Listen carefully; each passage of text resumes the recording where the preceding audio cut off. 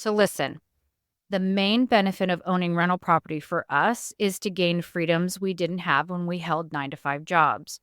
We love to travel, be it heading away for a long weekend to visit our kids or a few weeks away in another country. And we have learned how to operate our rental property business in such a way that we can manage our units from anywhere at any time. This is not to say that we don't thoroughly prepare prior to leaving on vacation. And it is that preparation that we are here to discuss today. Those tips that we have learned and developed to work for us have enabled us to be able to leave our rental property business for weeks at a time.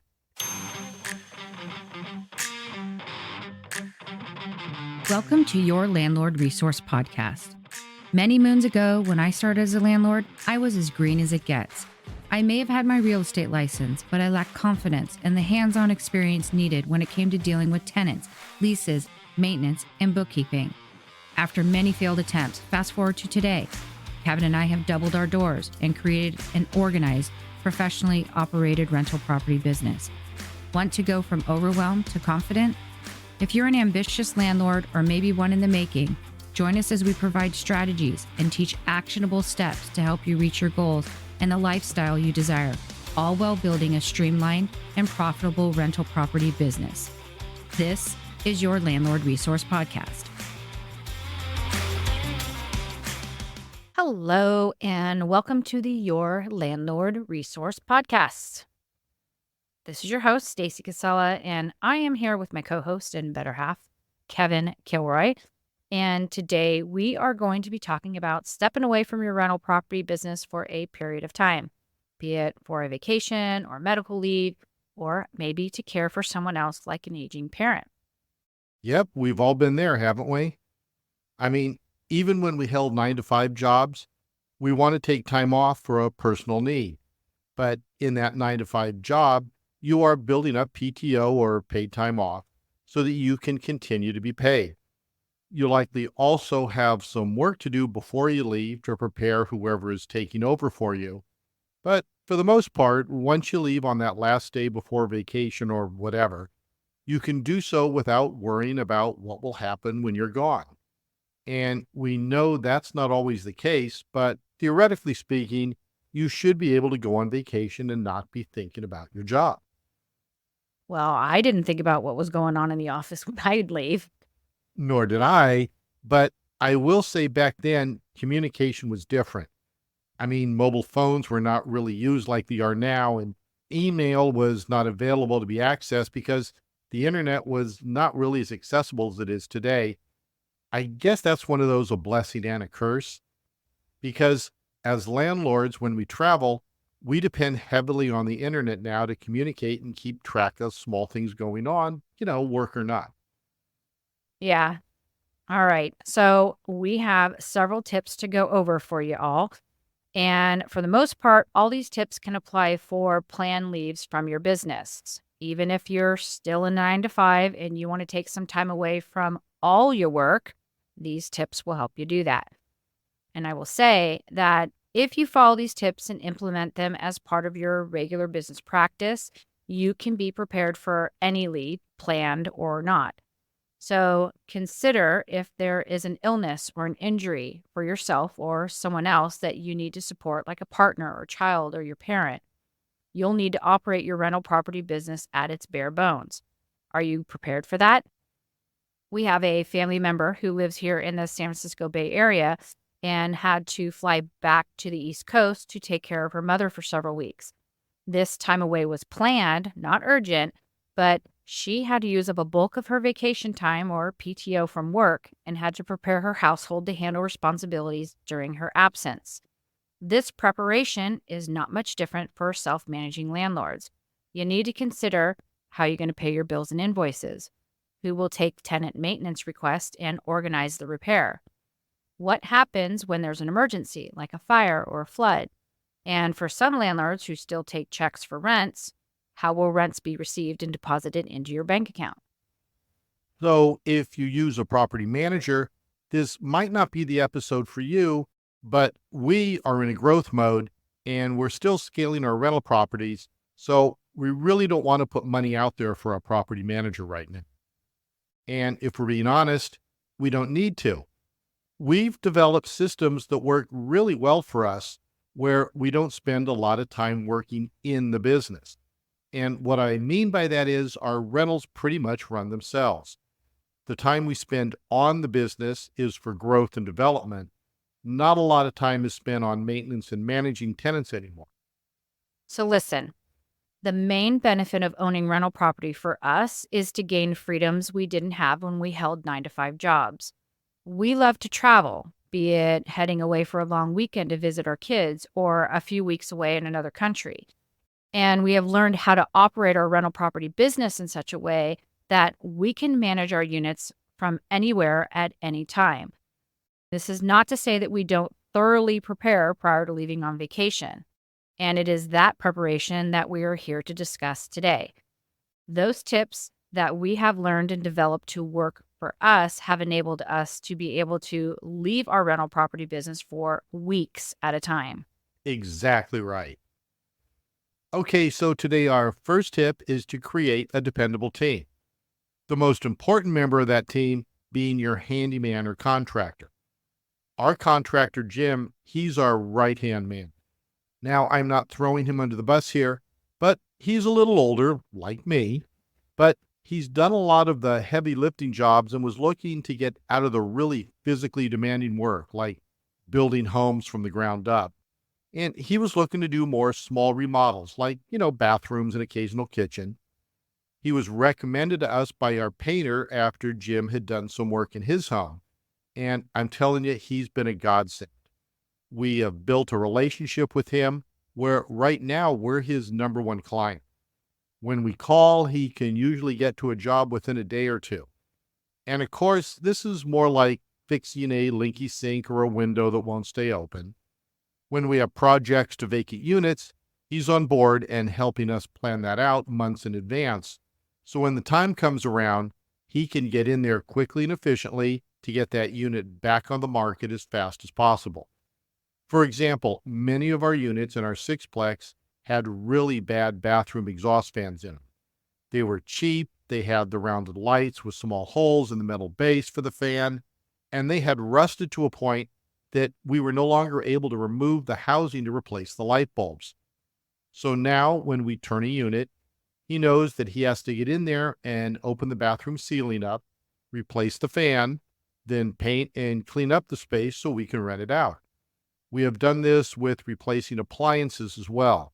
They don't always fit as the old models did, and for our gas ranges, the gas lines were located at a different height and had a different size gas line attachment.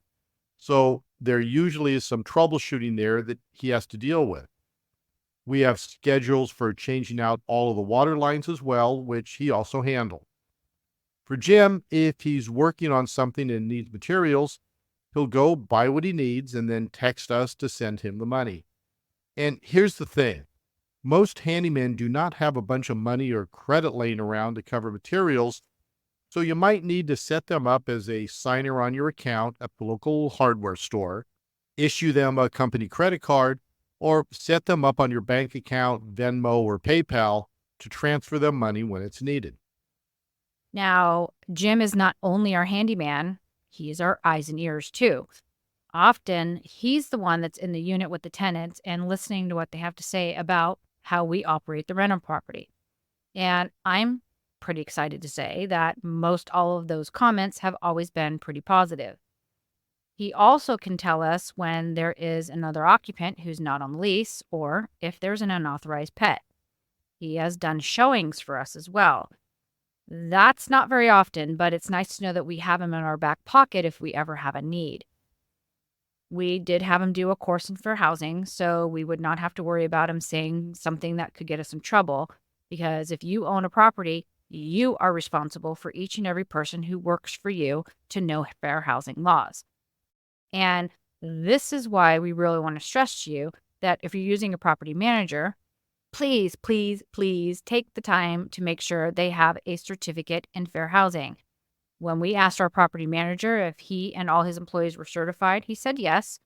And then I followed that question with, how often do they recertify? And here's a hint. It should be every 2 years. And he said never.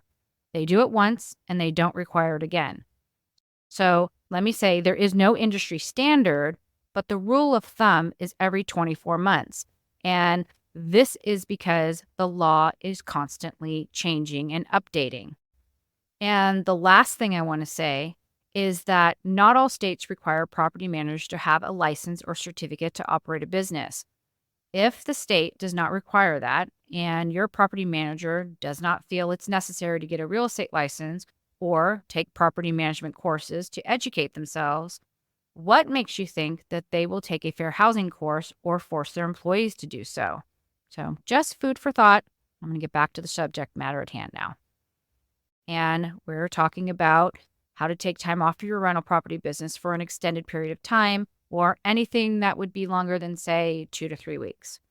So Jim, our contractor, has become our primary team member and manages many of our other subs as well. Obviously, he knows our painter and we'll work with him on timing to paint when we have to turn a unit. That's if Kevin's not going to do it that time around. He knows our appliance repair guy, our pest control guys at both properties, and we use his plumber and his electrician so he can deal directly with them for jobs. Hey, and don't forget, he knows the tile guy and the hot mop guy too. And the window guy. He knows a lot of people. He does. You see, using an established contractor, you can now trust all of his subs too, and it makes life really so much easier. Having all of those people in place under Jim allows us to be able to leave, and should an issue arise that he can't handle himself, he'll call the right person to get the job done. Many years ago, I think we were in Hawaii for 10 days and instructed our tenants to call Jim for any maintenance issues. Everything was quiet and we thought, hey, no news is good news. Except there were a couple minor issues and he handled them and never called us once until about 3 days after we returned and filled us in on what he had taken care of. Yeah, he wanted to get paid. Yeah, we all do. That too. But the point here is that having a reliable handyman or contractor that can step in and take over for your maintenance needs is really a key to being able to take the time off. So, how do you find a great contractor or handyman? Our first choice is by word of mouth. You need to network with fellow landlords and investors in your area. Some have people they cannot keep busy all the time and don't mind sharing the info. Some have a backup handyman or contractor who is great and can recommend them so they don't give up their primary guy. Join local real estate investor associations because you can bet your butt there are contractors, lawyers, property managers, etc., who are also members. If you have a reliable realtor, ask them. You see, most realtors have a contractor that they use all the time because when they pick up a listing, the homeowner will often find things they want to fix or upgrade before putting their house on the market, and the realtor will suggest their person for the job. You can also ask around at the Pro Desk at Home Depot or the building department of your city to see if those guys recommend someone. They might not know the quality of their work, but they will know who is in there on a regular basis buying supplies or pulling permits. You can even use an app like Thumbtack. Have someone come and do a simple job and evaluate their work. If you like it, give them more projects, and you can see how it goes from there. Yeah, those are all really good points. I mean, we were lucky. We hit the jackpot with Jim like 15 years ago and have built a wonderful relationship with him. All right, so let's move on to the obvious about taking vacations, and that is to do your best to be prepared. So do your unit inspections and do your preventative maintenance at least a month before you go so that if you find anything that needs to be repaired or remedied or dealt with, you are allowing yourself plenty of time to get it done. Because sure enough, a toilet that has been running or a sink that's been dripping won't become a problem until you're not around to handle it. And we do realize that this is not realistic if you suddenly become ill or injured, which is why staying on top of your periodic inspections and preventative maintenance is crucial. You guys, you never know what tomorrow might bring. I'll never forget There was one time Kevin and I were driving home from Sacramento. I think it was August, about 3 years ago. We had just finished a big remodel on a unit and got it all leased out. And I literally turned and said to him, okay, now we can relax a little. You see, we'd been working our butts off for a couple of weeks and all the kids were back at school or had moved out, and we were finally alone in the house for the first time with no kids. Well, that lasted about 30 minutes before my phone rang, and it was my mom. And for the record, my mom is a great texter. She never calls unless it's an emergency. And she was calling to say that my dad had been admitted to the hospital and was having surgery the next day. So after the panic had subsided and we got home, I packed a bag and headed out to their house. Now, where I was only there for a couple of days, I had to go back to their house daily for about 6 weeks because my dad had to have IV antibiotics to fight an infection from a bacteria that attacked his shoulder. This took us well into October, and the next thing you know, it's Thanksgiving and the holidays were in full swing. That me time or us time that we were so excited to have was gone. My parents were my primary focus for months, and that's okay. Please do not misunderstand me. Yeah, I was bummed I lost that time, but how blessed am I that I was in the position to be able to handle it and be there for my aging parents in their time of need. And not to mention, Kevin is more than capable of handling all the rentals. But I will say, not much more than simple management got done. We had done inspections in the spring because we do them in the spring and fall season, so we were looking pretty good. We did them in November that year, a little late, but there was not much to do. We plan our lease renewals in the spring or the fall, and luckily everyone renewed that fall, so we didn't have any big turnovers to work around. And guess what? It all worked out and everyone is well. Yeah, it did. And as we both have aging parents, we have to be on top of things and be ready at a moment's notice just in case. In recent years, my mom has had a hip replacement, my dad had pneumonia and some heart issues, and Stacy's mom had breast cancer last year. I mean, shit happens, you guys, and you need to be prepared so you can handle it. That is why we own rental property, right? So you can have the freedom, financial or otherwise, to handle whatever comes your way. All right, now let's talk about timing.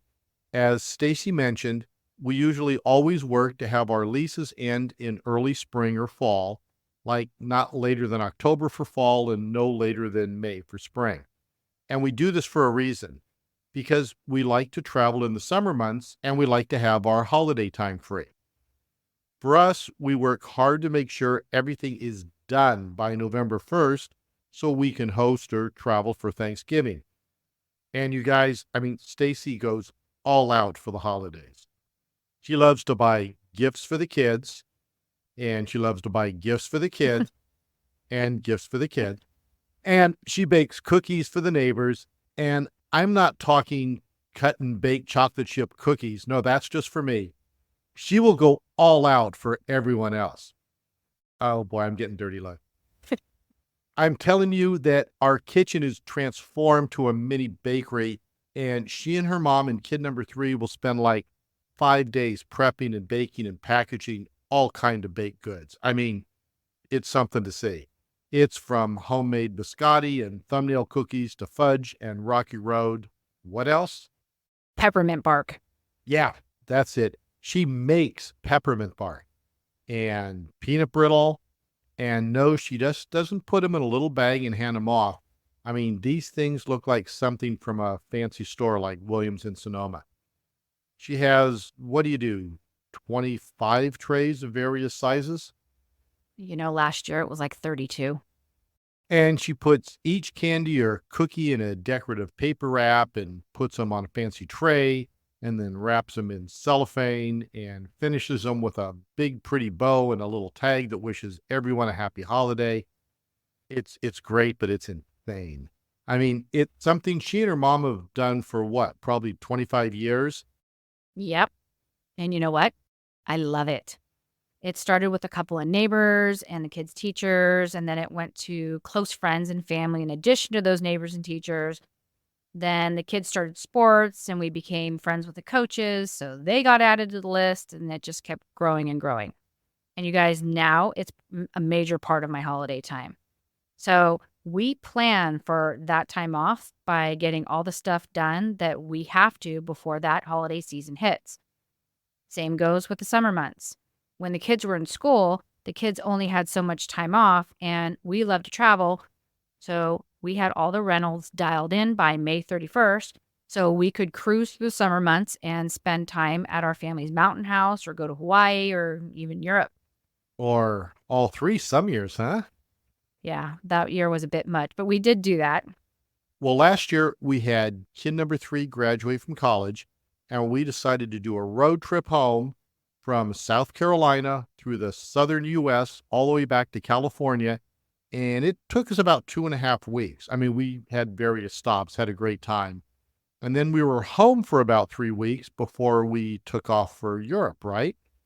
Yes, but in between that time, we threw a huge grad party where we spent about 10 days getting the house ready for like 80 people to come and celebrate them. Because, our rentals always look nice, but our house is always the last thing that's taken care of. So we had to kind of scurry to get that done. That's completely right. But that was fun, though. But of course, we had Jim there to handle everything. So we really didn't have to worry about a thing. But if you are planning a vacation or a surgery or something that'll take you away from your rentals for an extended period of time, timing is a huge component. Be prepared by planning and making sure you have all your ducks in a row and no renewals right before or after you have to be away. And here's one more tip about timing. If you're a landlord who still receives their checks in the mail, plan your time off about a week after rent is due so we have time to deposit it and pay your essential bills like your mortgage and utilities. Okay, next up, do yourself a favor and communicate with your tenants. Create a very simple email that lets them know you'll be unavailable and to call your handyman or contractor or another landlord friend who is taking over in your absence. Email them a couple weeks in advance just in case they've been sitting on an issue and decide to report it after that notice. Give them the date you'll be gone and when you will be back in the quote-unquote office. And let me jump in here with a little advice. Pad those dates on the front end so you have time to handle your personal responsibilities, and then pad it on the end a day or two to give you time to ease back into the swing of things. Just because you come back on a Sunday doesn't mean they need to know you're back at work on Monday. Use that time to open your mail and check your email. Don't put yourself in a position of having to run your rental property the day after you get back if you don't have to. Yeah, that's true. I mean, we do that. It helps out a lot. Sometimes that extra day is just nice to unpack and regroup without having to deal with work right away. The reason this communication is important is that unless the issue is dire, most tenants will wait to call or handle it themselves until you return. I mean, most tenants, if you place the best ones, have common sense and compassion, and honestly, they don't want to bother you, especially when you're spending time away. Now, if you're heading out of the country and you cannot completely be hands-off from managing your rentals, have a way to make international phone calls in case you need to field a phone call from your tenant and to make arrangements with a tradesman to get issues fixed. Or for someone we know, they will designate certain hours on certain days when they're available to handle calls. So, like if you're traveling and you have a day here or there where you can take calls, let them know that.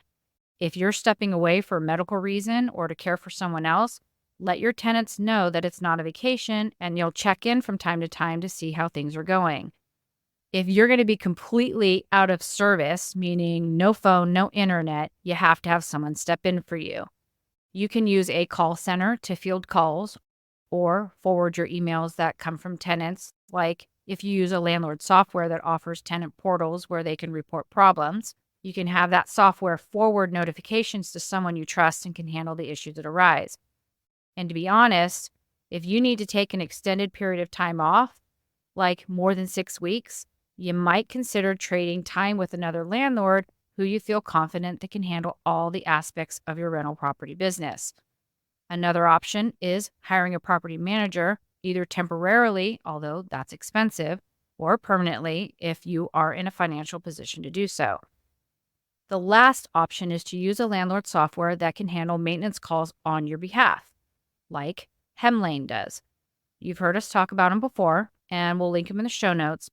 They have a system of levels of management with their software where you can use just their software and handle the maintenance yourself, or you can go to the next level where they have a call center that can take calls and then send out a service person that you've made arrangements with. And I believe you can turn this on and off as needed. Or you can go to the highest level, which is complete property management, where a licensed property manager that has been previously vetted by them will take over and handle all the management of your rental for you. Now, of course, there's a cost for that, but it's much lower than if you hired the property manager on your own. You see, Hemlane has a contract with the property manager and has worked it to where you essentially get a discount for those services. It's really not a bad deal at all, and it's a really great scenario for those landlords who want to manage their own properties at first, and then as you grow and scale, you can seamlessly move into having a property manager take over. So check them out in our show notes. All things considered, their pricing is very reasonable. And whatever method you decide to use, just communicate any changes with your tenants. If you're switching to a call center, let them know the contact number. If using a landlord friend or your handyman, make sure they know their name and phone number.